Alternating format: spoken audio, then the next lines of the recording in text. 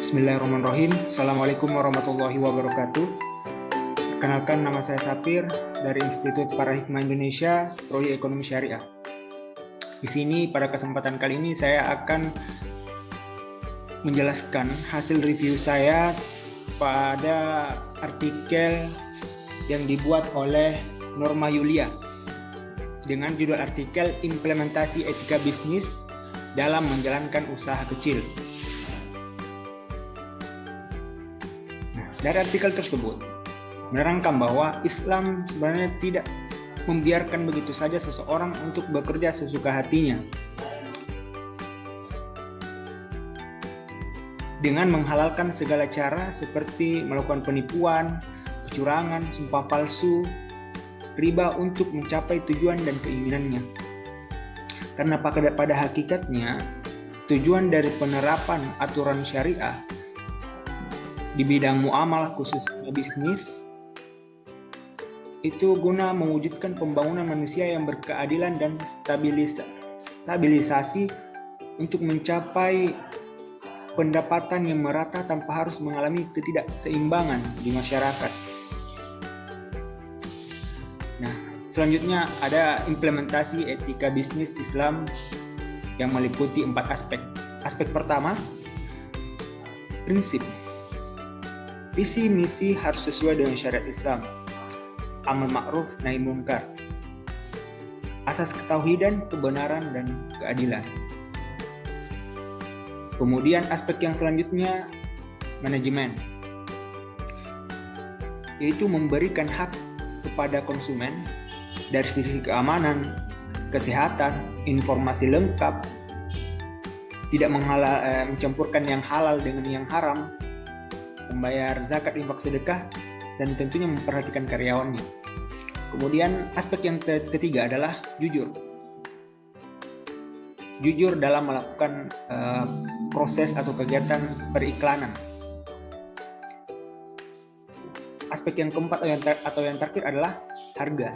Dalam penetapan harga, meskipun harus sesuai dengan ekspektasi, tidak boleh mengambil keuntungan secara berlebih-lebihan. Selanjutnya etika dan bisnis. Nah, faktor yang dapat menjelaskan mengapa seorang itu harus berlaku etis. Pertama, faktor agama. Jadi dalam faktor agama ini seseorang dalam melakukan tindakan atau hubungan interaksi dengan masyarakat lainnya harus berdasarkan tuntunan agama.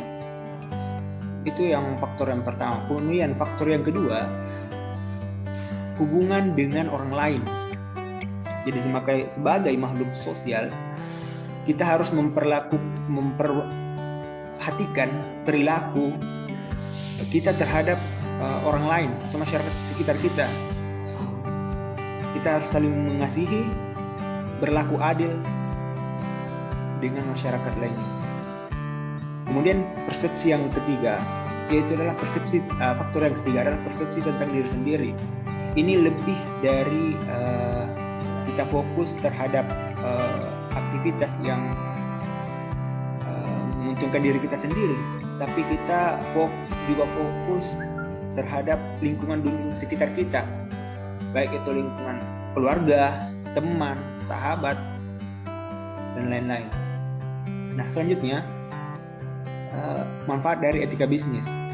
Pertama, bagi perusahaan menjadi nilai unggul dalam menuju ketatnya persaingan. Kemudian yang kedua, dapat menjadi motivasi untuk semua yang terlibat dengan perusahaan. Ini dapat meningkatkan motivasi itu baik kepada karyawan dan juga investor.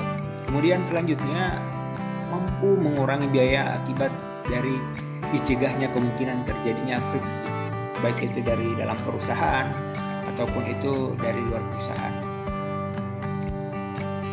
Next, selanjutnya ini dari ciri-ciri bisnis dalam yang beretika yang berdasarkan ciri-ciri Rasulullah dalam melakukan bisnis. Ciri yang pertama, prinsip esensial dalam berbisnis itu adalah kejujuran. Kemudian yang kedua, kesadaran tentang signifikansi sosial dalam kegiatan bisnis. Kemudian yang ketiga adalah tidak melakukan sumpah palsu. Tidak ada sumpah palsu dalam melakukan bisnis. Keempat, ramah tamah. Dalam berbisnis kita harus ramah terhadap masyarakat lainnya. Kemudian yang kelima, tidak boleh berpura-pura menawar dengan harga tinggi supaya orang berminat untuk membeli produk kita. Kemudian yang keenam, tidak boleh menjelekkan bisnis orang lain. Jadi dalam berbisnis tidak boleh menjelekkan bisnis orang lain. Misalnya karena adanya persaingan bisnis. Kemudian yang ketujuh, tidak melakukan ihtikar atau penimbunan. Kemudian yang kedelapan, takaran, ukuran dan timbangan yang benar. Tidak ada kecurangan di dalamnya, baik itu mengurangi timbangan ataupun kecurangan yang serupa dengan itu. Kemudian yang kesembilan, bisnis tidak boleh mengganggu kegiatan ibadah. Jadi dalam berbisnis kita tidak boleh bercampur adukan dengan ibadah. Kita boleh berbisnis, tapi jangan sampai mengganggu kegiatan ibadah kita. Ke-10, ciri yang ke-10, membayar upah sebelum keringat. Nah, maksudnya di sini keringat artinya di sini membayar gaji tepat pada waktunya. Kemudian yang ke-11, tidak ada monopoli. Misalnya ada barang atau produk yang dibutuhkan masyarakat, dalam hal ini sangat dibutuhkan, kita tidak boleh memonopolinya hanya untuk mendapatkan keuntungan bagi kita. Kemudian ke-12, tidak boleh melakukan bisnis dalam kondisi bahaya yang dapat merugikan atau merusak kehidupan individu ataupun sosial. Kemudian yang ke-13, komoditi bisnis yang dijual itu harus halal dan tidak haram, ya begitu. Kemudian yang ke-14, bisnis dilakukan dengan sukarela tanpa ada paksaan. Jadi dalam berbisnis harus ridho sama ridho, tidak ada paksaan dari antara kedua belah pihak.